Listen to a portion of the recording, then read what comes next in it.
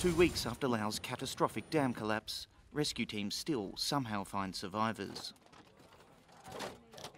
More than 7,000 people were displaced when an auxiliary dam at the Zipian Zinam Noi hydropower complex collapsed, unleashing a 5 billion cubic metres surge of water. This air regiment has rescued more than 1,500 survivors, while ferrying supplies out to others cut off by the floodwaters. Increasingly, though, they are finding corpses. The official death toll is now up to 35, with nearly 100 still missing. The tales of those who survived are terrifying and deeply saddening. Samled Intavong whisked his wife and 3 kids to the relative safety of a boat right before an uprooted building crashed into his home.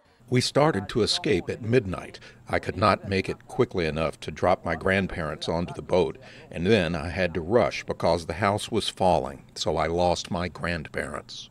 He carries this picture of his grandmother Chantai perched on his few remaining possessions. The body of his grandfather Pan has still not been recovered.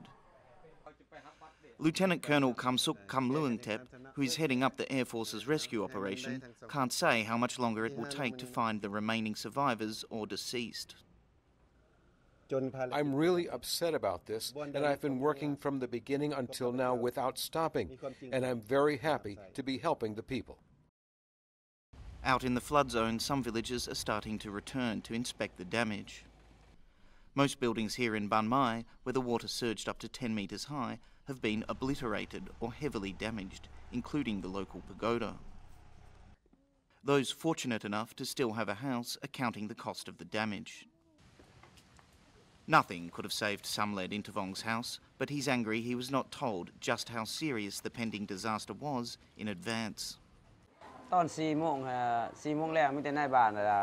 At 4 o'clock, the village chief told us to prepare because they would release the dam. They didn't tell us the dam would collapse.